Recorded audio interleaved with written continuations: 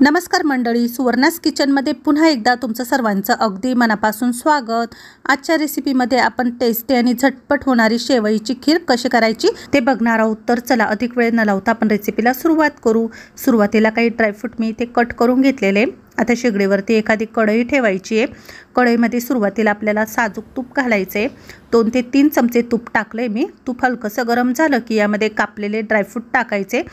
1-2 मिनिटं आपल्याला ड्रायफ्रूट ना क्रिस्पी होईपर्यंत तळून घ्यायचे तुपामध्ये। थोडेफार यामध्ये मी किसमिस पण टाकले, पिवळा मनुका। 1-2 मिनिटं हे छान असं परतल्यानंतर आहे ना सर्व काही ड्रायफ्रूट एका वाटीमध्ये काढून घ्यायचे। तर आता इथे मी एका प्लेटमध्ये शेवई काढून घेतलेली आहे। तर एकदम बारीक शेवई असते ना ती आपल्याला घ्यायची आहे खिरीसाठी। हाताने थोडीफार मोडून घ्यायची। ड्रायफ्रूट काढून घेतल्यानंतर राहिलेल्या शिल्लक तुपामध्ये आपल्याला शेवई छान अशी भाजून घ्यायची आहे। मंद गॅसवरती शेवई 2 मिनिटं आपल्याला भाजायची आहे। हलकासा रंग चेंज झाला की आपल्याला यामध्ये दूध टाकायचे। तर दूध मी थोडंसं गरम करून घेतलेलं होतं। दूध टाकताना इथे मी अंदाजे टाकते, जशी तुम्हाला खीर पाहिजे ना घट्ट पातळ त्याप्रमाणे तुम्ही इथे दूध वापरा। आता यामध्ये आपल्याला लगेच साखर टाकायची आहे।